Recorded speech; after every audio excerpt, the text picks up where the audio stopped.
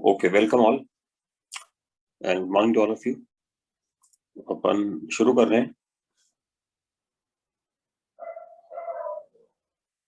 Exactly voice and screen clear है क्या, ये एक बार मुझे आप बता दीजिए।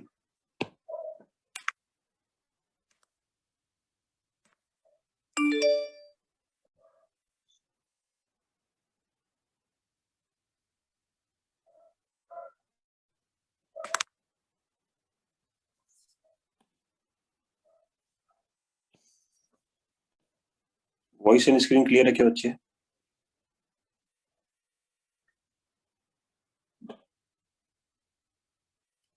ठीक है, कुछ बच्चों को मैं अनम्यूट कर रहा हूँ, कोई प्रॉब्लम हो तो मुझे बता देना, है ना।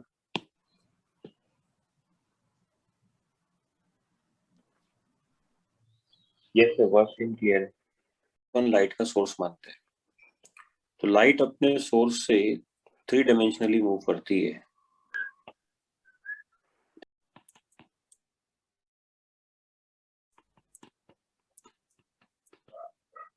ये एंटी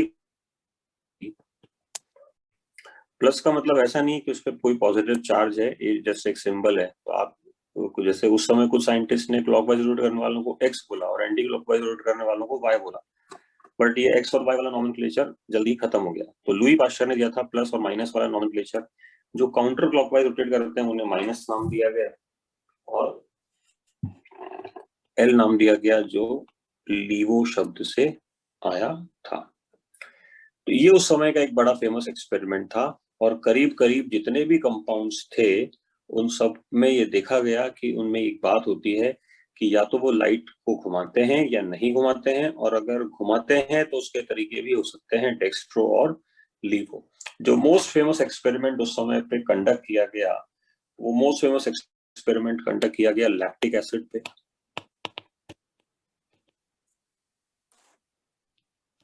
एलेनाइन पे, ग्लूकोज पे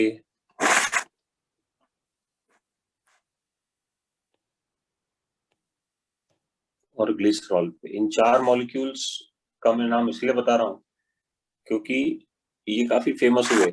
तो ऐसा देखा गया कि भाई ये ऑब्जर्वेशन बता रहा हूं,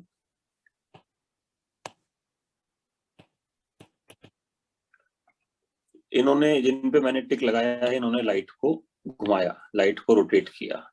तो फिर इन पे लिखा गया कि ओ ए है। ओ ए मतलब ऑप्टिकली एक्टिव, है ना।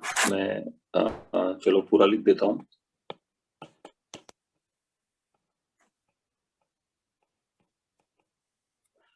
ये भी आप ओ है ओ ए।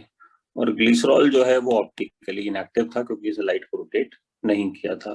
फिर फर्दर एक्सपेरिमेंट से पता पड़ा कि कुछ लाइट को क्लॉकवाइज घुमा रहे हैं, कुछ लाइट को एंटी क्लॉकवाइज घुमा रहे हैं। तो जिन्होंने क्लॉकवाइज घुमाया उनको नाम डी दे दिया और जिन्होंने एंटी क्लॉकवाइज घुमाया उनको नाम एल दे दिया, या उस पर नेगेटिव एक सिंबल आर्बिट्रली मान लिया गया। अब मुख्य बात यह आती है कि why some compounds rotate PPL, मतलब why some compounds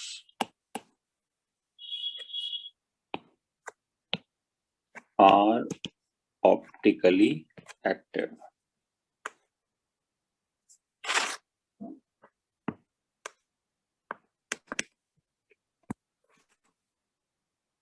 hello,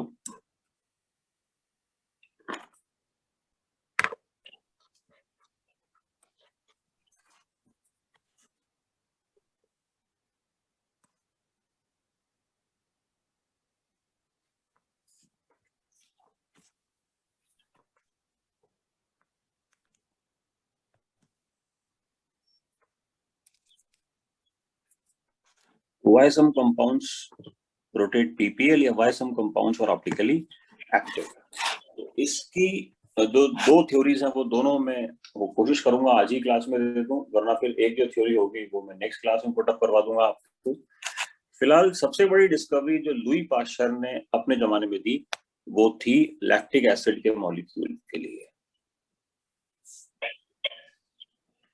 He founded that the molecule of lactic acid was optically active.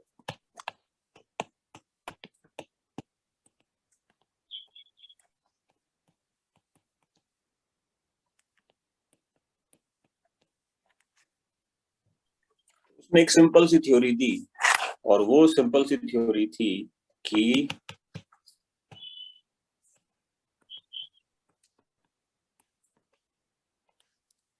molecules with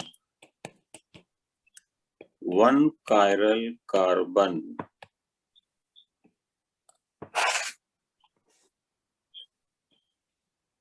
are optically active molecules and rotate PPL either clockwise और counter clockwise. तो मैं clockwise को तो लिख रहा हूँ C और काउंटर क्लॉकवाइज को लिख रहा हूँ CC. ठीक है, ध्यान रखिएगा ये चीजें. CC मतलब काउंटर क्लॉकवाइज, एंटी क्लॉकवाइज, और C का मतलब क्लॉकवाइज. तो ये थोड़ी सी बात जो उसने डिस्कवर की ये काफी फेमस हुई. और उसके बाद फिर जब आप ये समझ गए कि लैक्टिक एसिड रोटेट करेगा तो मेरे हिसाब से आप ये भी समझ गए होंगे कि एलिनिन भी रोटेट करेगा, क्योंकि उसके अंदर भी एक कार्बन कार्बन होता है. और एलिनिन का स्ट्रक्चर मैंने पिछली बार आपको बता दिया था बातों बातों में, बट अगर आप भूल गए हो तो मैं आपको दोबारा बता देता हूँ. ये एलिनिन, लैक्टिक एसिड का स्ट्रक्चर भी अगर आप भूल गए हैं तो मैं आपको चलो दोबारा ही बता देता हूँ.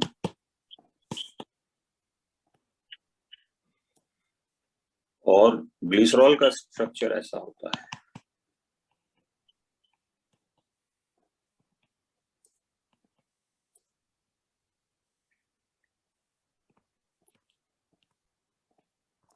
इसके अंदर ये वाला कार्बन कायरल है, इसके अंदर ये वाला कार्बन कायरल है, और इसके अंदर कोई भी कार्बन कायरल नहीं है ग्लिसरॉल के अंदर. तो जो थ्योरी थी वो बड़ी फेमस हुई कि भाई why some compounds rotate PPL. कुछ कंपाउंड्स पीपीएल को क्यों रोटेट करते हैं. तो पीपीएल को रोटेट करने का कारण जो लुई ने बताया बेसिकली वो ये था कि molecules with one chiral carbon are always optically active and they rotate plane polarized light. या तो क्लॉकवाइज घुमाएंगे या एंटी क्लॉकवाइज. फिर उसकी फर्दर जो स्टडी थी वो लैक्टिक एसिड के ऊपर थी, तो उसने लैक्टिक एसिड को बनाया ऐसे. अब मेरी बात ध्यान से सुनना है ना, क्योंकि एक्चुअली अभी तक तो मैं सिर्फ एक बैकग्राउंड डेवलप कर रहा था. अब अपन रियल ऑप्टिकल के अंदर एंटर कर रहे हैं. अच्छा, बैकग्राउंड डेवलप करने से पहले एक छोटी सी बात बता देता हूँ कि ये जो एक्सपेरिमेंट है ना, ये कोई इतना सिंपल नहीं है कि लाइट ऐसे घूमेगी और आपको दिख जाएगी. पूरा एक अपैरेटस लगा होता है यहाँ पे, है ना, और उस अपैरेटस को बोलते हैं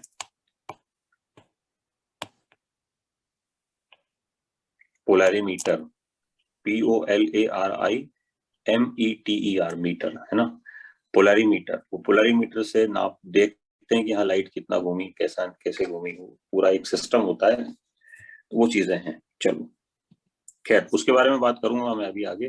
बट अभी अपन के पास जो फ्रंट आ गया था वो ये था कि लैक्टिक एसिड. तो लैक्टिक एसिड बच्चों ऐसे तो मैं नहीं बनाऊंगा, क्योंकि आपने कल देख लिया होगा मेरे 2 लेक्चर में जो मेहनत कर रहा हूँ, आप भी मेहनत कर रहे हैं, उसमें पता लग गया होगा आपको कि मॉलिक्यूल ऐसा होता नहीं है.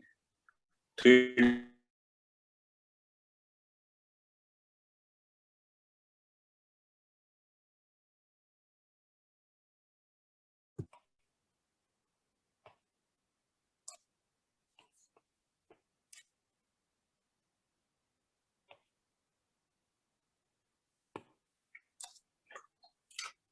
तो ये लैक्टिक एसिड है.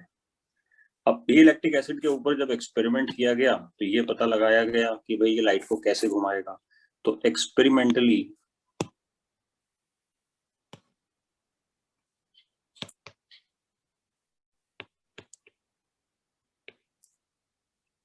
ये पता लगाया गया कि भाई ये लाइट को डी घुमाता है या एल घुमाता है. तो ये पता पड़ा कि भाई ये लाइट को लेट से एल घुमाता है, मतलब एंटी क्लॉकवाइज घुमाता है।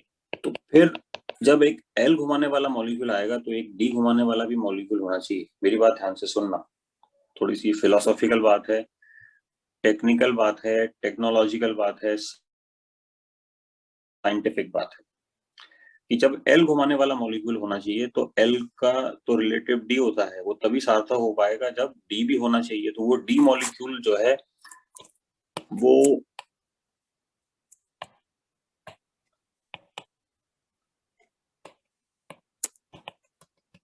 वो ये मॉलिक्यूल था, और ये जो डी और एल हैं ये आपस में इनैंशियोमर्स हैं। इनमें आपस में जो संबंध है वो है इनैंशियोमर। ये आपको पॉइंट समझ में आना चाहिए। अब मैं इन दोनों मॉलिक्यूल्स में कोरिलेशन बिठाता हूं, मेरी बात ध्यान से सुनना और समझना। पहला, they have same molecular formula,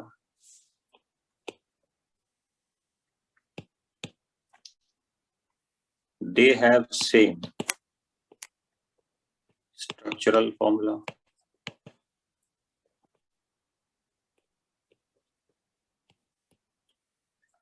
ये दोनों सेम होना मतलब ये आइसोमर हैं और स्टीरियो आइसोमर हैं, ये तो आपको समझ में आ गया होगा, है ना? क्योंकि जिनका मॉलिक्यूलर फॉर्मूला सेम होता है वो कौन होते हैं बच्चों?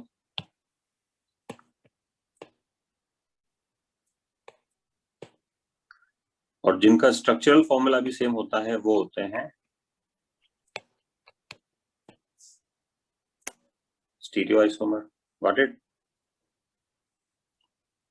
तो अब आइसोमर की परिभाषा समझो या याद करो जो आपने 11वीं क्लास में पढ़ी थी कि आइसोमर में मॉलिक्यूलर फॉर्मूला सेम होता है, फिर अगर स्टीरियो आइसोमर हो तो उसमें स्ट्रक्चरल फॉर्मूला भी सेम होता है, मगर कोई ना कोई प्रॉपर्टी भी डिफरेंट हुआ करती थी। ऐसा कुछ याद आ रहा होगा? जैसे मैं आपको थोड़ा सा मतलब टटोलता हूँ कि आप थोड़ा बहुत एक्टिव हैं या नहीं, कि आइसोमर जब अपन ने पढ़े थे तो एक बात बताओ, चेन आइसोमर पढ़े थे तो चेन आइसोमर के अंदर क्या चीज डिफरेंट हुआ करती थी?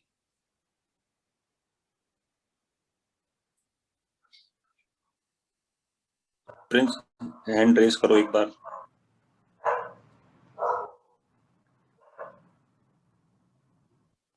विद्या निवास, बोलना चाहोगे चेन आइसोमर में क्या डिफरेंस हुआ करता था? Carbon chain, carbon chain, Length of carbon chain. Length of carbon chain different हुआ करती थी। Got it? यस है ना?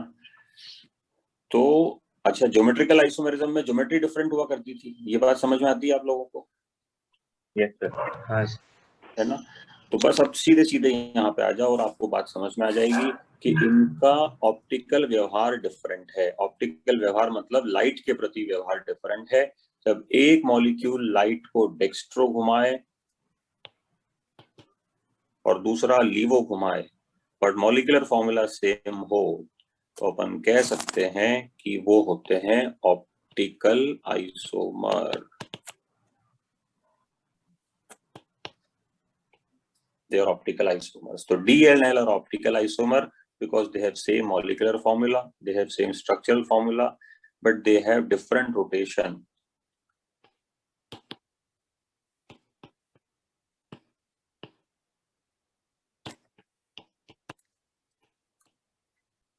They have different rotation of, किसका रोटेशन कर रहे हैं बताओ फटाफट सब? प्लेन पोलर लाइट का। तो ये फीलिंग ऑफ द सब्जेक्ट है, ये आपको बड़ी इंपॉर्टेंटली क्लियर होनी चाहिए। यहां तक किसी को डाउट हो तो वो एक बार फटाफट हाथ खड़ा करे। मैं थोड़ा सा इंटरेक्टिव सेशन ले लेता हूँ, लेट्स मेक इट फास्ट, वरना फिर मैं अपनी बात अभी आगे रखूंगा। बोलो फटाफट, किसी को भी कुछ डाउट आया हो तो जल्दी से। ठीक है, फटाफट अपने अपने डाउट पूछो। कौन कौन है ये? हाँ प्रिंस बोल। अवरदीप। सर वो प्लेन पोलैरिटी समझ में नहीं आया। प्लेन सर वो पोलैरिमीटर जो आपने सर वो डायग्राम देखा कि कैसे लाइट रोटेट करता है।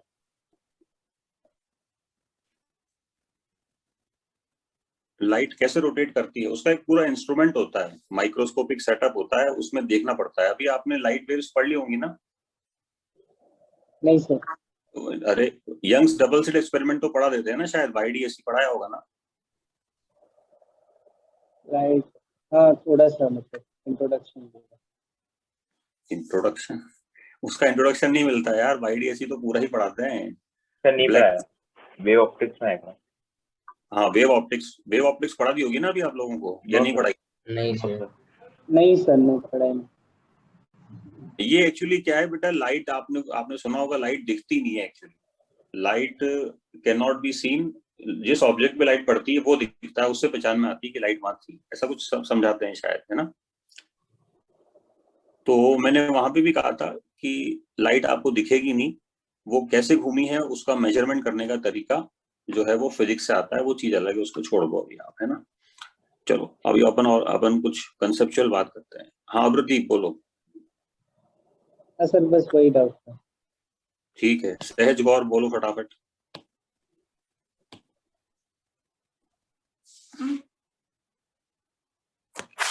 चलो अब मैं पॉइंट पे आता हूं, है ना?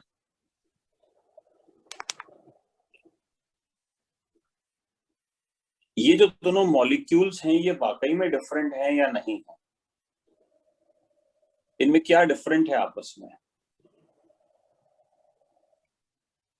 ये कई बार बच्चों के लिए चैलेंज बन जाता है, तो मैं इन्हीं मॉलिक्यूल्स को नेक्स्ट पेज पे दोबारा बना रहा हूं, मेरी बात ध्यान से समझिएगा। IIT के एग्जाम में बच्चों के सामने सबसे बड़ा चैलेंज यही रहता है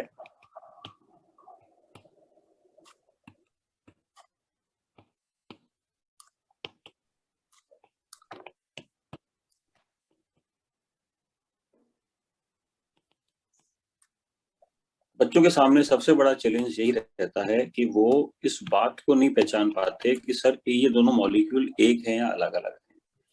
तो मैं सबसे पहले तो ये प्रूफ करता हूँ टेक्निकली, इससे क्या है आपका सब्जेक्ट बड़ा साउंड हो जाएगा कि ये दोनों मॉलिक्यूल एक नहीं है, क्योंकि बच्चों को नजर आता है कि सर ये आपने एक ही लैक्टिक एसिड बना दिया।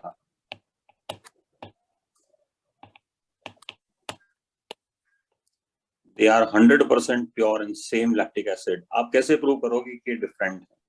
फिर मैं कहूंगा कि नहीं मैंने एक्सपेरिमेंट किया था और एक्सपेरिमेंट करने में ये L पाया गया और ये D पाया गया और ये एक्सपेरिमेंटल था, है ना? कौन सा एक्सपेरिमेंट था? तो ये पोलैरिमीटर का एक्सपेरिमेंट था।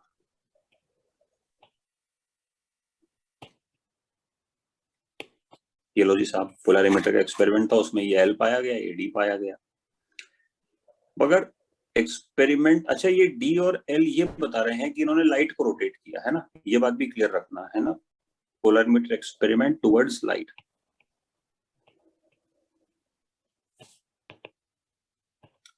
अभी आपको समझ में आ जाएगा कि कल मैंने क्लास क्यों नहीं ली, क्योंकि बहुत इंपॉर्टेंट पॉइंट आने वाला है, बात ध्यान से सुनना और सब लोग बिल्कुल जमे रहना, है ना? तो this is towards light, L और D। अब क्वेश्चन अभी भी वही है, अगर आप समझ पा रहे हो कि मेरे पास क्या प्रूफ है कि ये दोनों मॉलिक्यूल डिफरेंट हैं, तो मैं अब यहाँ पे ब्रह्मास्त्र का प्रयोग करूंगा और मेरा ब्रह्मास्त्र है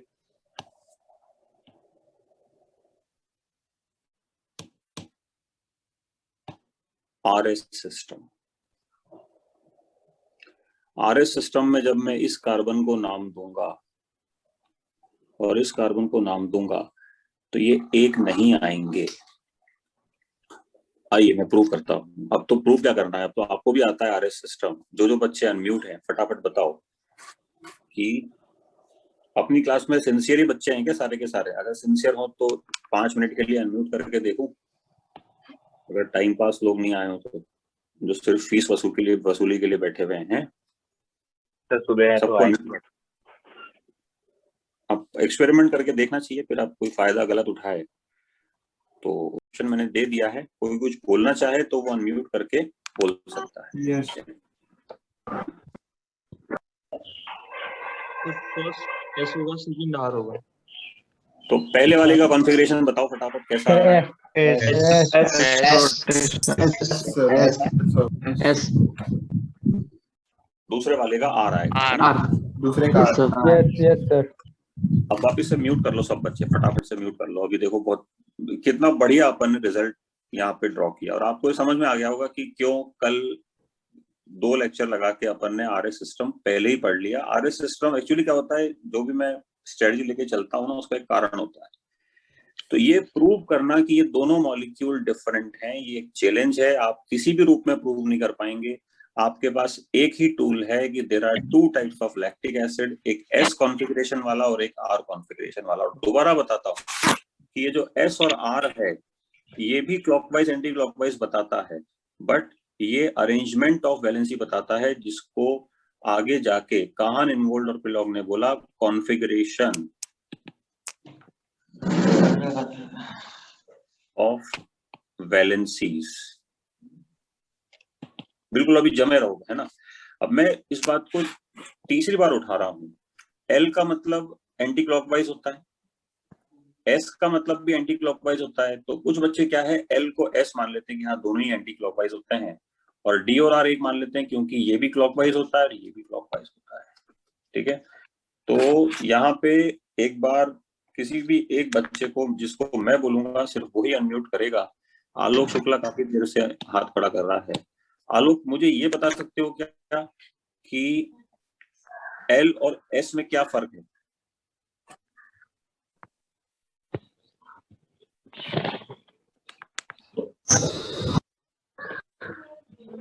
हेलो, यस सर। हाँ बोलो सर एस, बोलो, उससे क्या है, आपका भी सब्जेक्ट डेवलप होगा। अगर मैं ही पढ़ाता रहूंगा ना एक तरफ से, तो फिर कुछ टॉपिक ऐसे होते हैं जो मुझे मालूम है कि भाई मुझे ही पढ़ाना है, आपका उसमें काम नहीं है, तो वो टॉपिक मैं अलग तरीके से आपको दूंगा, रिकॉर्ड भी कर दूंगा भले से, बट ये टॉपिक इंटरेक्टिव है। चलो मैं बताता हूँ, एक बार जयदीप को चांस देते हैं, अनम्यूट किया है मैंने। जयदीप बोलो। हाँ सर, यल मतलब anti clockwise rotation of light through some compound. हाँ, मतलब ये एल तो एंटी क्लॉकवाइज हुआ ना, इसका मतलब, है हाँ, ना? और एस भी एंटी क्लॉकवाइज है, तो ये क्या एंटी क्लॉकवाइज है? Yes, priority wise anti clockwise वो वैलेंसीज का कॉन्फ़िगरेशन का है, कॉन्फ़िगरेशन है। तो दोनों एंटी क्लॉकवाइज हैं, इसने ठीक बताया कि दोनों एंटी क्लॉकवाइज हैं, मगर ये लाइट के प्रति रोटेशन है और ये एक्सपेरिमेंटल है, लिखा हुआ है देखो एक्सपेरिमेंटल। जबकि ये हम खुद से पता लगा सकते हैं कि मॉलिक्यूल में, और इसका लाइट से कोई लेना नहीं है, ये anti clockwise arrangement of valency है अराउंड द कायरल कार्बन। इस कायरल कार्बन के अराउंड वैलेंसी क्लॉकवाइज अरेंज थी या एंटी क्लॉकवाइज अरेंज, ये बात है। तो एल और एस में और डी और आर में आपस में कोई संबंध नहीं है, ये आपको समझ में आना चाहिए। और ये आगे जाके काहन, इनवोल्ड और पिलॉग ने एलेनिन के अंदर प्रूव किया। एलेनिन के मॉलिक्यूल के पास चलते हैं। ठीक है, इस बार मैं फिशर प्रोजेक्शन में बनाता हूँ, आपको और मजा आएगा, आपको और सीखने को मिलेगा।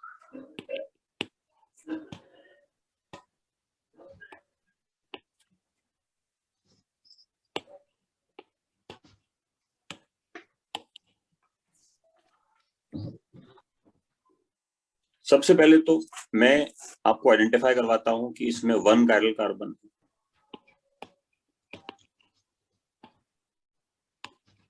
अब अगर किसी मॉलिक्यूल में एक ही कायरल कार्बन है, तो हम हमेशा कहते हैं कि वो ऑप्टिकली एक्टिव होगा, और ऑप्टिकली एक्टिव होगा तो हम ये कह सकते हैं कि वो जरूर 2 फॉर्म में रहेगा, और उन 2 फॉर्म्स के नाम मैंने आपको बताए।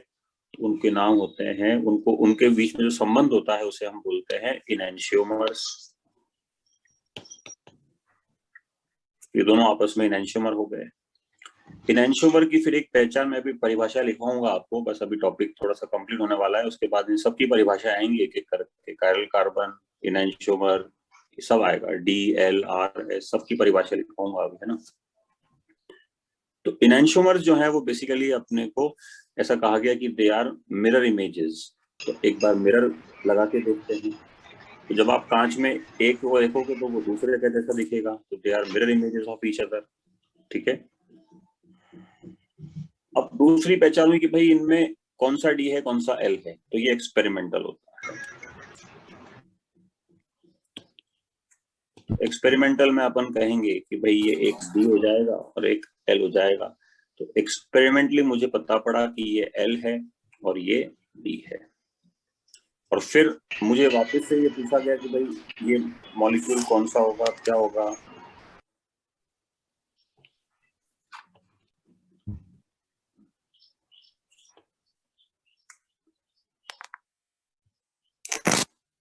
इसका कॉन्फ़िगरेशन मैंने मालूम किया तो मुझे पता लग गया कि अच्छा, इसमें पहले वाले में कॉन्फ़िगरेशन अपने पास आएगा R और दूसरे वाले में आएगा S। तो अब आप खुद देखो, आपको चीजें क्लियर हो जाएंगी। ये मॉलिक्यूल, इस जिसको मैंने अभी गोला किया, मैं इसकी बात कर रहा हूं। ये मॉलिक्यूल लाइट को रोटेट तो एंटी क्लॉकवाइज करता है,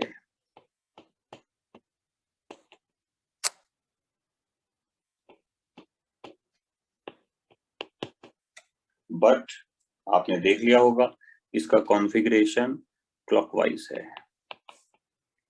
कुछ बच्चे कंफ्यूज हो जाते हैं कि सर क्लॉकवाइज एंटी क्लॉकवाइज एक साथ कैसे हो सकता है।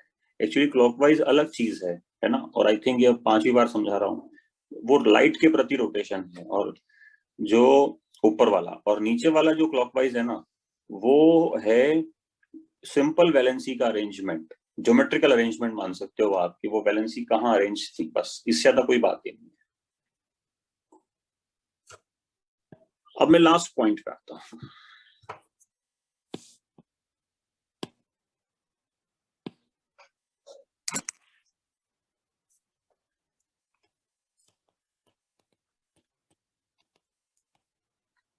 भाई इतना पढ़ लिया अपन ने, तो अब अपन एक्चुअली एक क्वेश्चन करने के लायक तो हो गए, क्वेश्चन करने की काबिलियत अपने अंदर आ गई है। तो लेट्स मूव ऑन कि भाई हम क्वेश्चंस कैसे कर सकते हैं।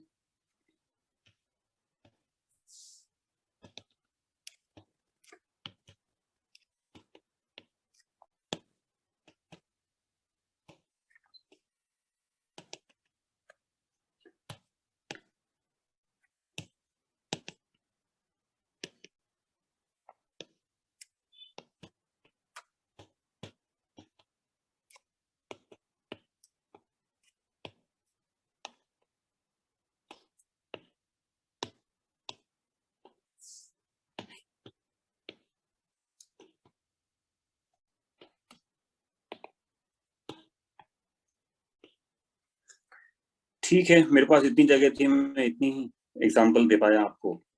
Now let's move on to the fast track कि भाई ये मैं कर क्या रहा हूँ। देखो लैक्टिक एसिड मैंने खूब सारे बना दिए, मगर जो समझदार बच्चा है वो बोलेगा कि सर लैक्टिक एसिड तो 2 ही हो सकते हैं, या तो डी या एल। अब डी और एल का पता तो एक्सपेरिमेंटली चलता है, तो ये तो बेटर मेथड नहीं है इनमें से पता लगाने का कौन सा डी होगा। और आप एक्सपेरिमेंट कर भी नहीं सकते पेपर पे, तो उसके लिए आपको ओरिजिनल सैंपल होना चाहिए। तो पेपर पे लैक्टिक एसिड को पता लगाने का तरीका है कि आर और एस कॉन्फ़िगरेशन आपको इसमें लेना चाहिए। मतलब इन 6 लैक्टिक एसिड में से कौन सा कैसा है, वो पॉइंट ऑफ व्यू उसमें आर एस से पता लग जाएगा। मेरी बात ध्यान से सुनना होगी बस। इनके कॉन्फ़िगरेशन का तरीका मैंने आपको बता दिया था, आप लोग इसको मालूम कर लीजिएगा। बट फिलहाल मैं एक एक करके सभी का कॉन्फ़िगरेशन बताता हूँ। मेरे हिसाब से इसका कॉन्फ़िगरेशन एस है,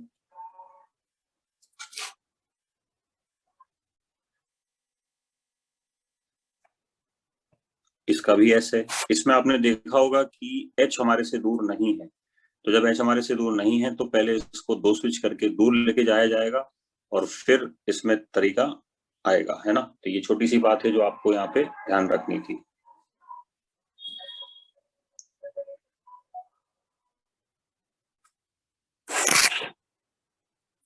ये फिशर प्रोजेक्शन है। फिशर प्रोजेक्शन में मैंने आपको एक बताया था कि अपन एक रूल लगा सकते हैं कि अगर एच हॉरिजॉन्टल हो तो ऑब्जर्वेशन को इन्वर्ट करते हैं, और अगर एच वर्टिकल हो तो द आंसर कम्स डायरेक्टली। तो आपका आंसर थोड़ा जल्दी आ जाएगा यहाँ पे। तो ये हो जाएगा हमारे पास आर। फिर ये थोड़ा मैंने गलत बना दिया, यहाँ पे CH3 आना चाहिए था। Let's make it CH3 like this.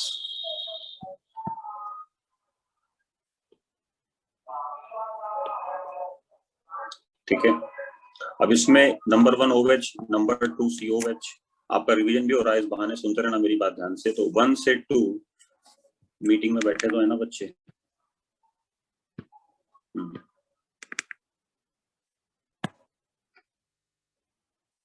अरे ये कौन है भाई, निश्चय सिंह? पढ़ाई वढ़ाई कर रहे हो या ऐसे टाइम पास के लिए बैठे हुए हो भाई?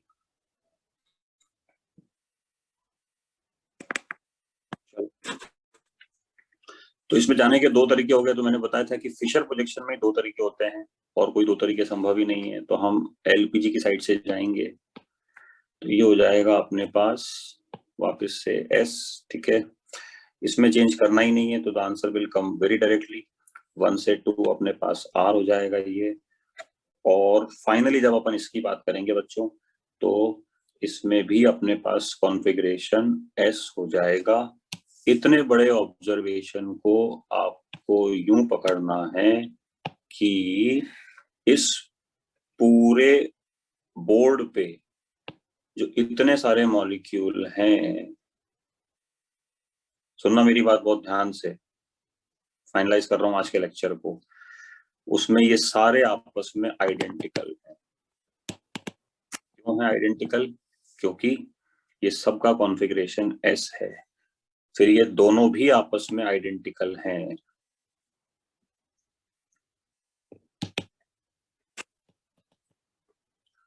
और इन दोनों में जो आपस में संबंध है वो संबंध मिरर इमेज का है। मिरर इमेज का मतलब ये कह सकते हैं कि जो ये नीचे वाले छुटकू दो मॉलिक्यूल है ना, जिनको मैंने इनको गोला अलग तरीके से कर देते हैं, ऑरेंज कलर में कर देते हैं, ये ऑरेंज कलर में जिनको मैंने गोला किया है, ये इनकी मिरर इमेज होंगे। अब कुछ बच्चे कहते हैं कि सर ये वाला जो मॉलिक्यूल है, जो नीचे वाले दिख रहे हैं दोनों, ये इनमें से किसी की मिरर इमेज दिख तो नहीं रहे हमारे को, ऑब्जर्वेशन तो नहीं आ रहा। तो यही स्टीरियो केमिस्ट्री है बच्चों।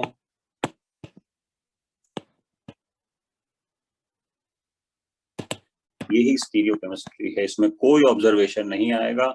आपको इसमें एनालॉजिकल मेथड से काम करना होता है। अब एनालॉजी कहाँ आती है, मैं वो प्रूव करता हूँ। मैंने आपको ये प्रूव किया कि ये इसका मिरर इमेज है,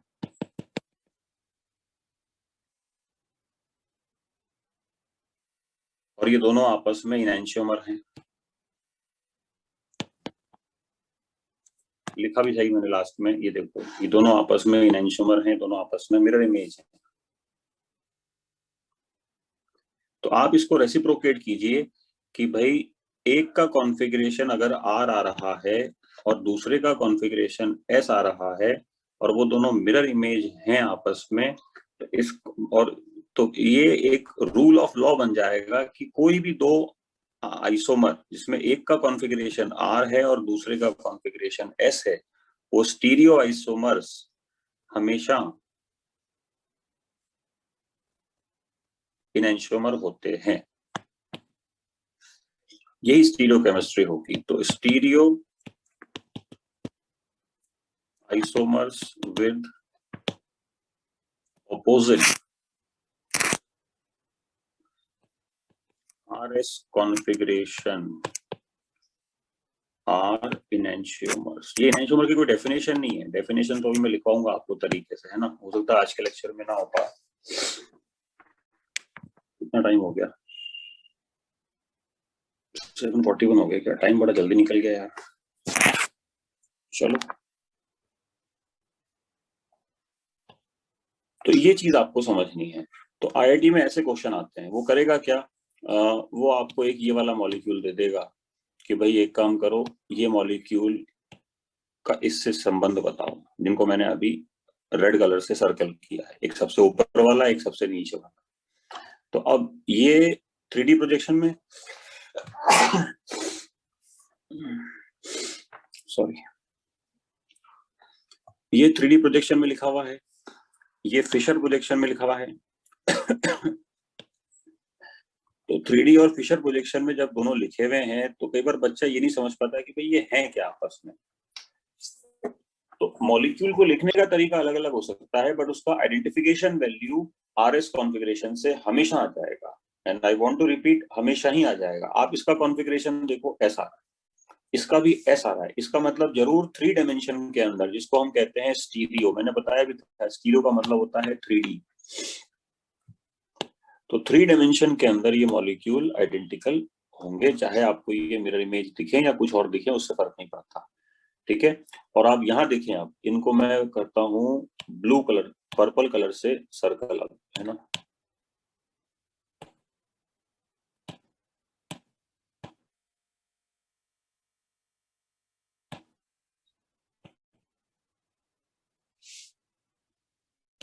एक ये सबसे ऊपर वाला मॉलिक्यूल और एक ये लेफ्ट साइड में नीचे वाला मॉलिक्यूल, इसको देखो आप, जिसको मैंने डबल पर्पल से सर्कल किया है ना। तो ये दोनों के बीच में रिलेशन आ जाएगा पूछने के लिए कि भाई ये दोनों आपस में क्या हो सकते हैं। तो बच्चे कई बार नहीं समझ पाते क्योंकि एक 3D में एक फिशर में है। देखो मॉलिक्यूल आपको कैसा दिखाया गया है, आपको उससे कंफ्यूजन नहीं लेना, बड़ी सिंपल सी बात है। आप उसके ऊपर एक्सपेरिमेंट भी नहीं करोगे, पोलारीमीटर एक्सपेरिमेंट कहाँ करने जाओगे। मैं तो कह रहा हूँ कोटा में ही शायद कोई लैब नहीं होगी जिसमें पोलारीमीटर सेटअप होगा। मतलब इतना इजी एक्सपेरिमेंट नहीं होता है, आपको लग रहा हो कि हाँ हलवा है। It takes effort, much of the effort. चलो अगर पॉइंट पे आते हैं, तो इन दोनों को पता लगाने का तरीका था वो सारा RS सिस्टम वाला जो मैंने आपको 2 क्लासों में प्रिपेयर करवाया। आप इसको S कॉन्फ़िगरेशन से मालूम कर लो क्या है ये, और इसको मालूम कर लो कि भाई ये क्या है, R आ जाएगा। तो एक S है और एक R। तो अब आप ये स्टडी यूज करो जो मैंने यहाँ पे आपको लिखवाई है। आप देखो एलेनिन के मॉलिक्यूल के अंदर एक R है, दूसरा S है, और R और S आपस में मिरर इमेज होते हैं। आपके सामने देखो बिल्कुल मिरर की तरह लिखा हुआ है। एलेनिन का नहीं चलेगा तो इसमें देख लो, लैक्टिक एसिड में भी देखो, दोनों बिल्कुल क्लियर मिरर इमेज है। कांच में देखोगे तो बिल्कुल दूसरा लगेगा। तो ये अलग अलग मॉलिक्यूल हैं, ये एक नहीं है, ये मैंने प्रूव किया। और एक लाइट को D घुमाएगा और दूसरा L घुमाएगा, इसलिए ये इनएंशोमर्स हैं। इनकी एक प्रॉपर्टी में डिफरेंस है, ये आइसोमर हैं, और enantiomers are basically optically active isomers. ये अपन ने अभी तक पढ़ा। ये है ऑप्टिकल। बस अब इसमें अपने को एक्सप्लोर करना है। मतलब मैंने कंसेप्ट दे दिया आपको कि भाई ये कंसेप्ट है ना, लुई पास्चर का कंसेप्ट है। इसमें अभी तो काफी चीजें आएंगी, plane of symmetry, centre of symmetry, बहुत कुछ आएगा इसमें, चिंता मत करो। मगर जो एक मोटी बात थी वो मैंने आपको बता दी कि ऑप्टिकल इस प्रकार से चलेगा। ऑप्टिकल की फीलिंग आपके पास पहुंच गई होगी। तो कभी भी कोई मॉलिक्यूल आए घबराओ मत, उसमें रिलेशन फाइंड करना हो तो एक सिंपल सी बात करो। जैसे इतना बड़ा सवाल आ गया तो भाई इसमें कौन कौन से मॉलिक्यूल क्या है, तो आपको एक सिंपल काम करना है, RS कॉन्फ़िगरेशन दे दो, 2 मिनट में आपको अपने आप ही पता पड़ जाएगा कि क्या खेल चल रहा होता है। Getting my point? तो ये चीजें हैं बच्चों, है ना। तो stereoisomer with opposite R, S configuration are enantiomers, है ना। तो ये अपन टेंटेटिवली मान सकते हैं जब तक कि अपन नेक्स्ट क्लास में एंटर ना कर जाए, है ना। ये स्टीरियो आइसोमर, ये इनएंशियोमर की डेफिनेशन नहीं है, वो अलग चलेगा अभी, है ना। इनएंशियोमर्स इन जनरल, क्योंकि अभी ऑप्टिकल के वर्जन बहुत सारे आएंगे आपके सामने। होता है ना वर्जन 2.0, 3.0, तो अभी अपन वर्जन 1.0 पे चल रहे हैं। ये बात है भाई बच्चों। यहाँ पे अगर किसी को कोई पॉइंट है, कुछ पूछना है, तो वो अब हाथ खड़ा कर सकता है ना। तो I am open for any relevant doubt, you can ask.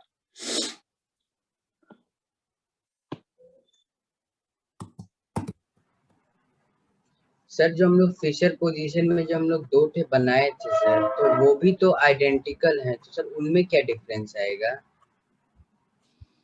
वो जो दोनों S कॉन्फ़िगरेशन वाले हैं, वो जो दोनों आइडेंटिकल हैं, उनकी बात कर रहे हो क्या? Yes sir.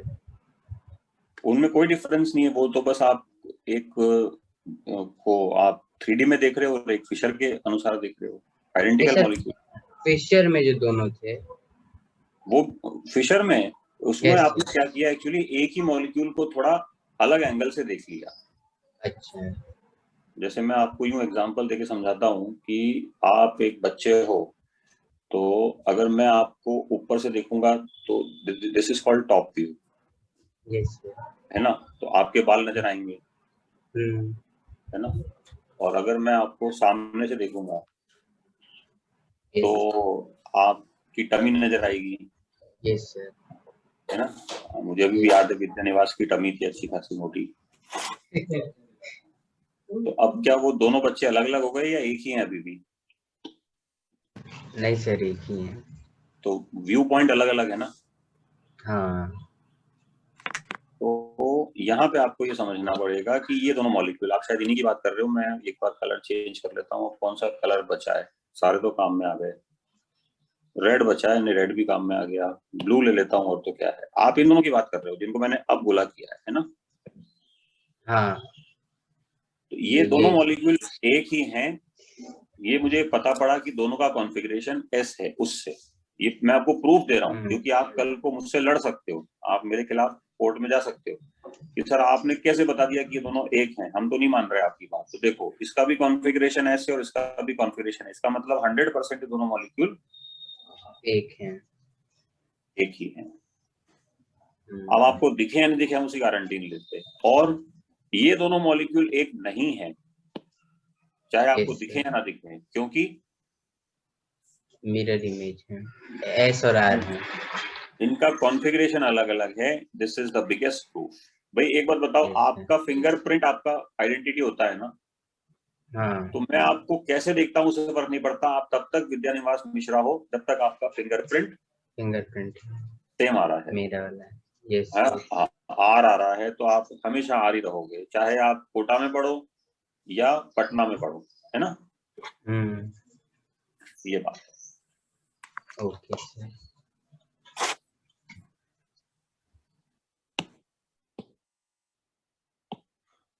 और पटना के का हालचाल बा, सब ठीक बा पटना में।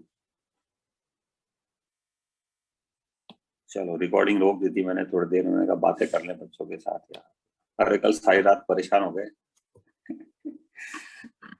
रात को गया मैं लड़ने झगड़ने उनसे, रात को 3 सवा 3 बजे लड़ने झगड़ने गया। मैंने कहा लाइट कैसे नहीं आ रही अभी तक, तब जाके तो उन्होंने गाड़ी भेजी है यार।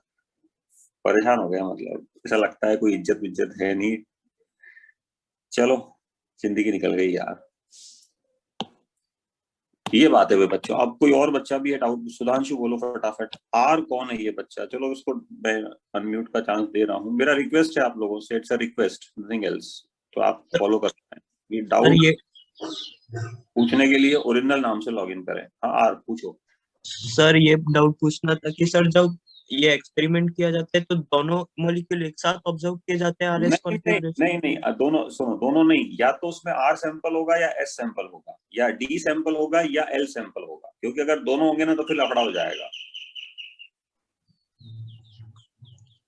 है ना। वो आएगा अभी, वो आज की क्लास में भी आ सकता है, बट अभी वो ये खेस्तान हो जाएगी यार, है ना। मैं इस तरह से चलना नहीं चाहता, टॉपिक उड़ जाएगा तुम्हारा। ठीक है अभी आएगा वो, है ना। मतलब उसमें या तो डी होगा या एल होगा। This is clear? Yes sir. Good. हाँ सूर्यांश बोलो फटाफट। आर्यन। सर ये लेक्चर अपलोड होगा? हाँ जी सर ये लेक्चर अपलोड होगा? अरे यार पब्लिश हो गया? ये सुनो एक मिनट। ये किसी बच्चे ने वीडियो चालू कर रखा है और उसमें मेरा नाम भी लिख रखा है, MM गॉड। पता नहीं, पहले तो ये ध्यान रखो मैं गॉड नहीं हूँ, है ना। Let me be a very simple person. हटाओ ये वीडियो फटाफट, वरना मैं अभी आपको बाहर निकालूंगा। मेरा रिक्वेस्ट है आपसे प्लीज। हाँ मुझे बड़ा सिंपल टीचर रहने दीजिए, आप ओवर रेट मत कीजिए।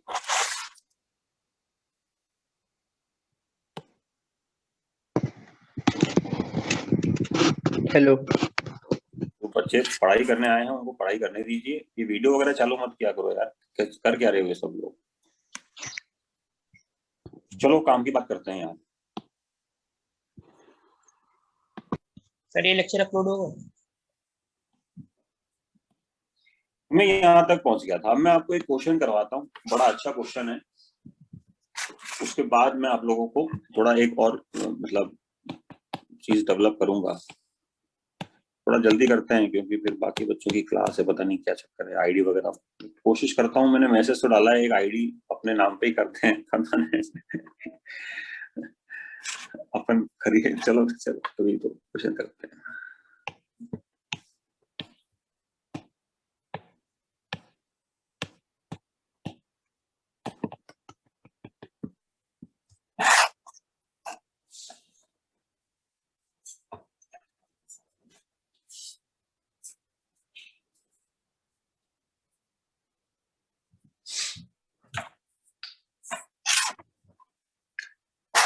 ये मॉलिक्यूल बड़ा फेमस है और आपको पता होगा कि ये ग्लूकोज का मॉलिक्यूल है, ठीक है।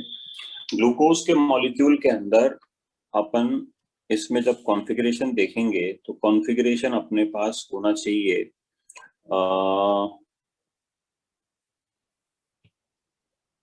लाल कलर के पेन से लिखता हूँ, मैंने निकलवाया भी था इसलिए मैं थोड़ा जल्दी कर रहा हूँ।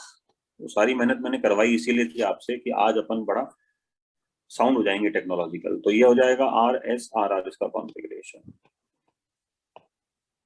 अब आप खुद थोड़ी सी अकल लगा के सोचो कि अभी भी मैंने पढ़ाया, अगर R को कांच में देखते हैं, कांच मतलब मिरर में देखते हैं, बेसिकली आई वांट टू से द मिरर इमेज ऑब्जर्वेशन, तो वो S नजर आता है। तो फिर S को कांच में देखेंगे तो क्या नजर आएगा?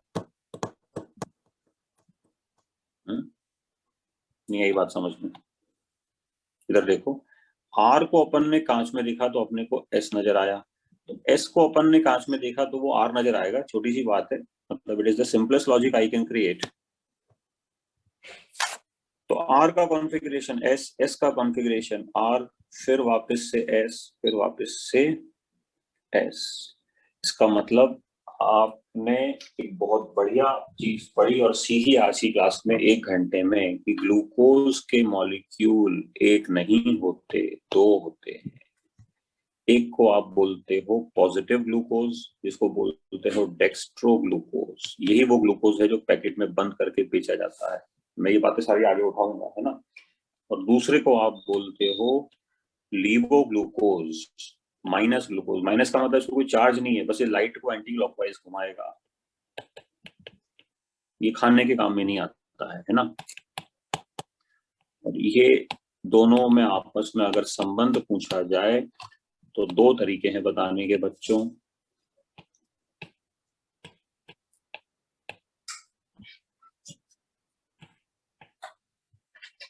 और वो 2 तरीके हैं कि भाई एक तो आप सिंपल ये देखो कि ये मिरर इमेज आ रहा है, साफ साफ दिख ही रहा है, तो फिर कोई जरूरत ही नहीं मेहनत करने की। और दूसरा, इसका कॉन्फ़िगरेशन आप जब देखेंगे तो ये आपके पास आएगा SR SS।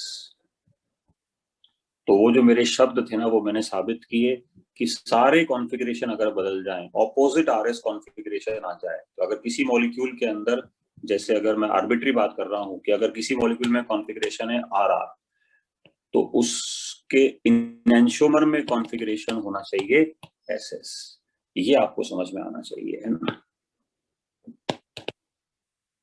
ग्लूकोज के अंदर मैंने प्रूव किया हमारे पास कॉन्फ़िगरेशन था RSRR, तो फिर इनैंशोमर में कॉन्फ़िगरेशन हो जाएगा SRSS। तो this is called dextroglucose and this is called लीवोग्लूकोज।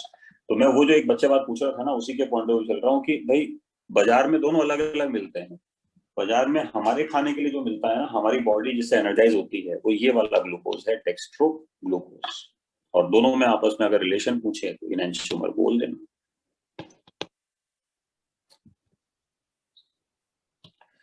चलो फाइनल करते हैं, एक क्वेश्चन देके आप लोगों को, है ना। एक बढ़िया क्वेश्चन देता हूं मैं आपको, आज का लेक्चर वाइंड अप हो जाएगा। और अब थ्योरी लिखनी है अपने को, 2 लेक्चर्स की थ्योरी अपने पास पेंडिंग हो गई और ये वीडियो अपलोड हो ही जाएगा। ये पूछने वाली बात क्या थी, मतलब मैं थोड़ा इरिटेट हुआ कि भाई आप लोग क्या पूछ रहे हैं ये सब। मैं डाउट पूछने के लिए बोल रहा हूँ और आप ये सब चीजें पूछ रहे हैं। अपलोड तो हो ही जाएगा ना, टेक्निकल टीम काम कर रही है बैकग्राउंड के अंदर अपलोड करने का।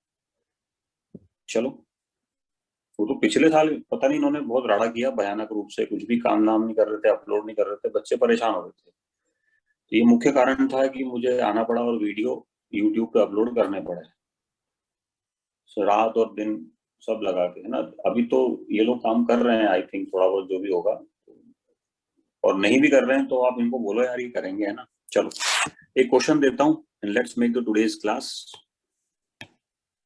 रिलेवेंट। ऐसे क्वेश्चन IIT JEE में पूछे जाते हैं, तो ये अपन एकदम जिसको कहते हैं टफर लेवल पे आ गए कि हाँ यार सर ने बढ़िया क्वेश्चन दे दिया, जोरदार दे दिया। मतलब टाइम कितना है अपने पास, थोड़ा ज्यादा हो तो इसको टफ बना दूं, टाइम नहीं है। चलो तो फिर फास्ट ट्रैक वाले बता देता हूँ, इसको खत्म करता हूँ यार, फिर टाइम नहीं है तो।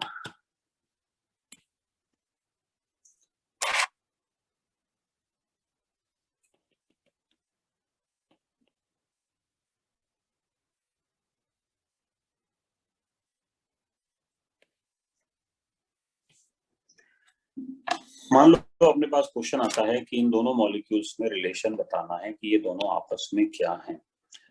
तो कई बार बच्चे इसमें ऑब्जर्वेशन हिंट नहीं ले पाते, वो 3D में सोचने लग जाते हैं। देखो स्टीरियो केमिस्ट्री 3 डायमेंशनल केमिस्ट्री है, बट आप ऐसा नहीं कि 3D में सोच सोच के जवाब दे रहे हो। स्टीरियो केमिस्ट्री हैंडल करने का एक तरीका होता है। मैं ट्रिक ब्रिक की बात नहीं कर रहा हूँ, ट्रिकों से स्टीरियो केमिस्ट्री निकलती है, ध्यान रखना, क्योंकि जितनी ट्रिकें याद करोगे वो सब डूब जाएंगी। तो सब्जेक्ट की एक फीलिंग होती है कि भाई ये इसका आइडेंटिकल हो सकता है, अभी तक जो पढ़ा ना आज की क्लास में वो बता रहा हूँ, या फिर एक चीज और हो सकती है जिसको कहते हैं इनैंशियोमर। आज की क्लास में जो आपने सीखा वो बता देता हूँ शॉर्ट में। आइडेंटिकल और इनैंशियोमर में कैसे पहचानोगे? तो आइडेंटिकल की पहचान तो ये होगी कि भाई सारे कॉन्फ़िगरेशन सेम हो जाए,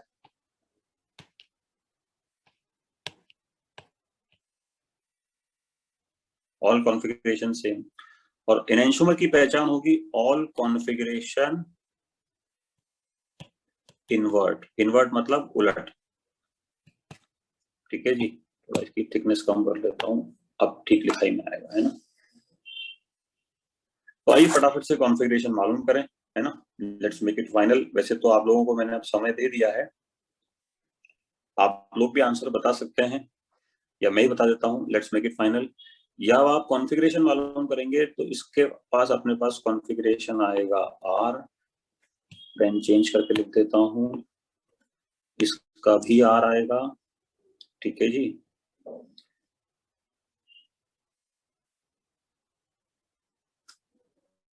इसका एस आ रहा है और इसका भी एस आ रहा है। तो आप ये कह सकते हैं कि इन दोनों मॉलिक्यूल्स के बीच में मिरर लगाना ठीक रहेगा। ये दोनों आपस में मिरर इमेजेस हैं। पहली बात, अब मैं लिखता हूँ मेरे आज की क्लास की समरी। ठीक है, सुनना, वाइंड अप कर रहे हैं क्लास को।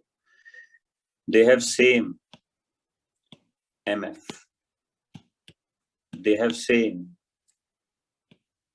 SF, structural formula,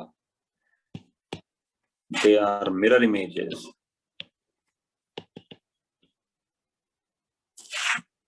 तो हम कह सकते हैं कि they are stereo isomers. Result दे रहा हूं, ये तो ऑब्जर्वेशन थे, ऊपर वाले 3 क्या थे? ऑब्जर्वेशन। अब रिजल्ट, पहला result they are stereo isomers, और दूसरा क्या? दे आर इनैंशियोमर्स, जिसको कुछ लोग इनैंटियोमर भी बोलते हैं, जिन्हें थोड़ा अंग्रेज बनने की ज्यादा अलग होती है कि हाँ वो अंग्रेज इनैंटियोमर बोलते हैं ना, इनको तो अपनी आदत है, अपन अंग्रेजी की नकल करते हैं। तो खैर वो आप करते रहिए, इनैंटियोमर बोलिए, इनैंशियोमर बोलिए, आपके ऊपर छोड़ देता हूँ। And this is all from my side. Sorry मैंने जिस भी टीचर का टाइम लिया हो, है ना। अब मेरे हिसाब से मुझे मीटिंग ऑफ करनी चाहिए। तो इसके स्क्रीनशॉट ले लो आप लोग, मैं 1 सेकंड और देता हूँ, फटाफट स्क्रीनशॉट लेके और अपने हिसाब से देख लेना, और वीडियो अपलोड हो जाएगा, मुश्किल से आज में हो जाना चाहिए, है ना। I hope so. चलो कहाँ गया स्क्रीनशॉट लेने के लिए? मैं फटाफट एक बार सारी स्लाइड्स कर रहा हूँ, है ना, 10 सेकेंड्स में स्क्रीनशॉट ले लेना इसका। फ्रेंड्स अगली बार इसकी थ्योरी लिखनी है एक बार, है ना, ये ध्यान रखना है।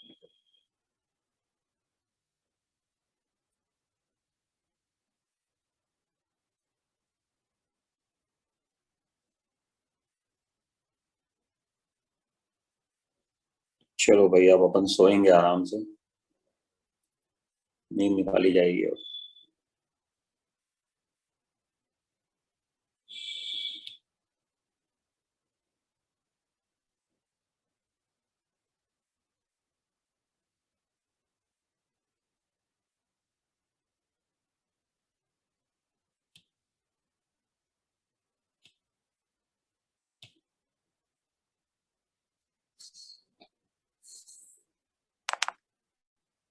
Okay, that is all for right now.